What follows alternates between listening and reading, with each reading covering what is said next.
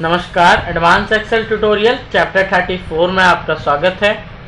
आज हम advance Excel में ये सीखेंगे कि किस तरीके से हम एक ही डाटा को एक ही बार में डिफरेंट मल्टी वर्कशीट्स पर इंसर्ट कर सकते हैं और किस तरीके से हम एक ही बार में उसे फॉर्मेट भी कर सकते हैं। उसके लिए हमने यहाँ पर शीट्स इंसर्ट करी हुई हैं। जैसे हमने 4 शीट्स ली हैं। अभी हम यहाँ पर एक डाटा इंसर्ट करेंगे।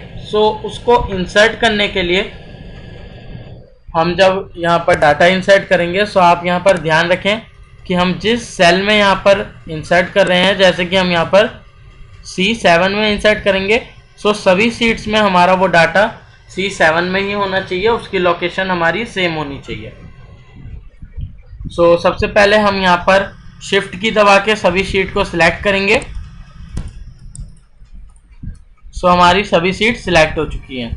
अभी हम यहाँ पर जो भी डाटा इंसर्ट करेंगे तो वो हमारे चारों शीट्स पर इंसर्ट होगा। जैसे कि हम यहाँ पर इंसर्ट कर रहे हैं, हम यहाँ लिख रहे हैं स्टूडेंट्स नेम,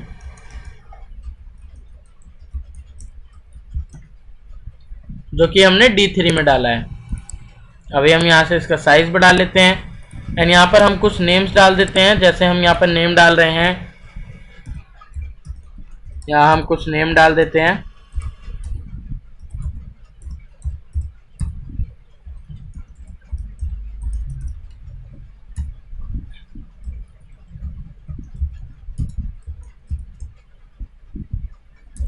हम यहाँ पर कुछ नेम डाल दिए हैं। अभी हम यहाँ पर मार्क्स डालेंगे। हम यहाँ पर मार्क्स भी डाल देते हैं।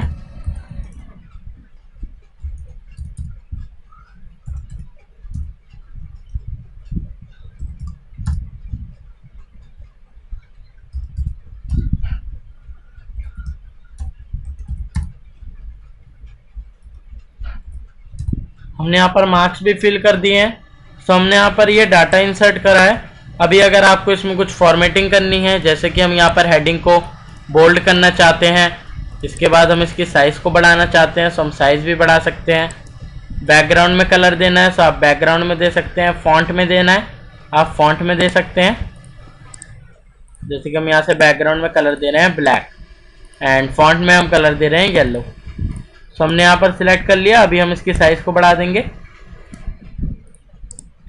यहाँ से हम रैप टेक्स्ट कर सकते हैं एंड अदर ऑप्शन हमारे जितने भी फॉर्मेटिंग होते हैं हम यहाँ से यूज़ कर सकते हैं। जैसे कि अगर आपको यहाँ पर इटैलिक में लिखना है तो आप इटैलिक में लिख दीजिए।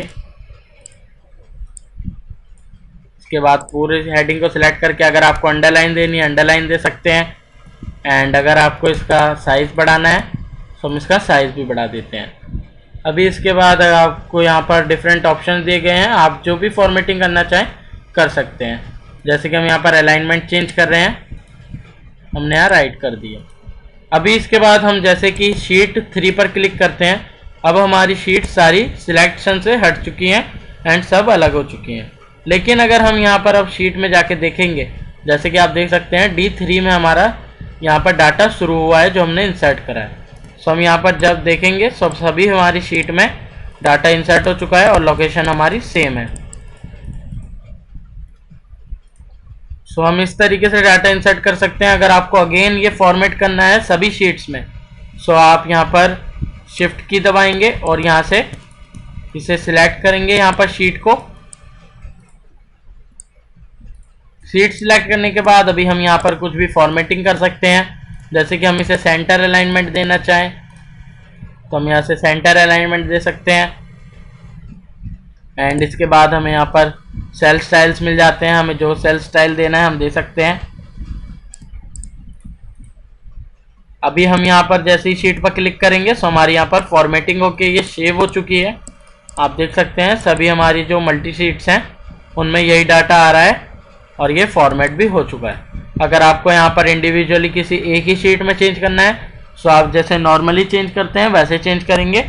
जैसे कि हम यहाँ पर चेंज कर देते हैं, यहाँ पर हम कुछ और लिख देते हैं। अभी हम यहाँ पर दूसरी शीट में जाएंगे। हमारा जो पहले इंसर्ट करा था वही रहेगा बाकी सब में, और जो शीट में हमने चेंज करा है सिर्फ उसी शीट में चेंज होगा। ये था, हमने सीखा कि हम किस तरीके से एक बार में एक ही डाटा को इंसर्ट कर सकते हैं डिफरेंट शीट्स पर और उसे फॉर्मेट कर सकते हैं।